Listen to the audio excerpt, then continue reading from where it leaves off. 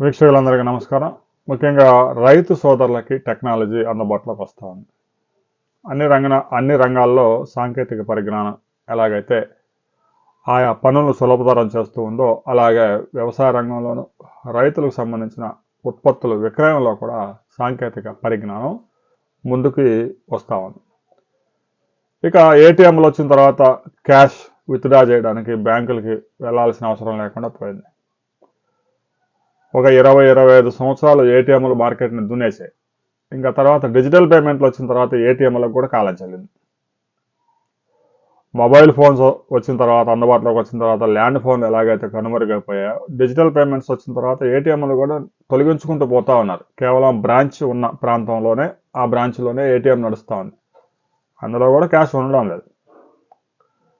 ఇక బంగారానికి సంబంధించి ఏటీఎం కూడా హైదరాబాద్లో కూడా ప్రారంభమైంది. మరికొన్ని నగరాల్లో కూడా ఆ సంస్థ ప్రారంభించింది. డబ్బు పెడితే బంగారం వస్తుంది. బంగారం ఏటీఎం. తాజాగా రైతులకి రైతులు ఉత్పత్తి చేసిన పాలు విక్రయించుకునేందుకు రైతులు ఇల్లు తిరగాల్సి వస్తూ ఉంటుంది. ఇక ఆ పాలు సకాలంలో కనుక సేల్ చేసుకోలేకపోతే అవి పాడైపోయే అవకాశం ఉంది. అందువల్ల పాలు అమ్మడానికి కూడా ఏటీఎం అందుబాటులోకి వచ్చింది. ఆ పాలు 5 రోజుల పాటు చెడిపోకుండా నిల్వ ఉంచుతూ ఎవరికి ఎన్ని కావాలంటే అన్ని పాలు, 20 రూపాయలు కావాలంటే 20 రూపాయలు పాలు వస్తాయి, 30 రూపాయలు అంటే 30 రూపాయలు, 100 రూపాయలు అంటే 100 రూపాయలు, 200 రూపాయలు అంటే 200 రూపాయలు. అయితే ఇక్కడ పర్యావరణ అనుకూల విషయం ఒకటి మనం చర్చించుకోవాలి. ఇక్కడ జీరో ప్లాస్టిక్.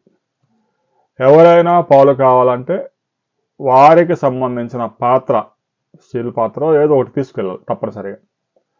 వారు ఎంత అయితే పేమెంట్ క్యూఆర్ కోడ్లో పే చేస్తారో, లేదంటే క్యాష్ పెడతారో, ఎంత కావాలో మీకు క్వాంటిటీ, ఆ అమౌంట్ పెడితే దానికి సంబంధించిన పాలు వచ్చే విధంగా మధ్యప్రదేశ్లోని బింట్వాడాకు చెందిన సూర్యవంశీ అనే యువకుడు ఈ ఏటీఎంని ఏర్పాటు చేశాడు. పాల ఏటీఎంలు చాలా నగరాల్లో వచ్చాయి, కానీ ఒక గ్రామీణ ప్రాంతాల్లో అందుబాటులోకి రావడం, 5 రోజుల పాటు పాలు నిల్వ ఉండే విధంగా చెడిపోకుండా ఉండడం, క్యూఆర్ కోడ్తో కూడా చెల్లింపులు చేసే సదుపాయం ఉండడం, 10 రూపాయలు కావాలంటే 10 రూపాయల పాలు వచ్చే విధంగా ఏర్పాట్లు చేయడం, వీటితో పాటుగా 24/7 మనిషితో పని లేకుండా.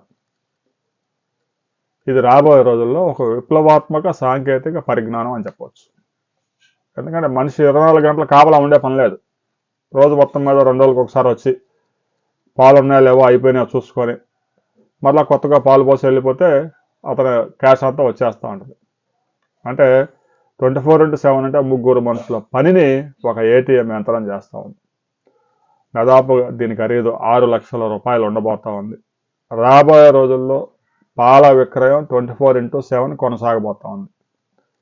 ప్రస్తుతం ఆ పాలు ఏదైతే సంస్థ సప్లై చేస్తూ ఉన్నాయో, ఉదయం పూట ఎక్కువగా సేల్స్ జరుగుతూ ఉంటాయి. ఆ తర్వాత వాటిని మళ్ళీ ఫ్రిడ్జ్లో పెట్టి అమ్ముతూ ఉంటారు. 2 రోజుల కన్నా కూడా ఎక్కువ వాటిని నిల్వ చేయడం సాధ్యం కాదు, చెడిపోతూ ఉంటాయి. కానీ 5 రోజుల పాటు పాలు చెడిపోకుండా ఎవరికి ఎన్ని పాలు కావాలంటే అన్ని పాలు ఇవ్వడంతో పాటు ప్లాస్టిక్ రహిత సమాజాన్ని సృష్టించడంలో ఈ ఏటీఎం క్రియాశీలక పాత్ర పోషించబోతా ఉంది. రైల్వే స్టేషన్లు, తిరుమల లాంటి పెద్ద పెద్ద ఆధ్యాత్మిక కేంద్రాలలో కూడా పాలు పిల్లలకి అందుబాటులో ఉంచేందుకు ఇది రాబోయే రోజుల్లో ఒక విప్లవాత్మక మార్పును తీసుకురాబోతా ఉంది. దీనికి సంబంధించిన మరిన్ని వివరాలతో మరో వీడియోలో మనం కలుసుకుందాం.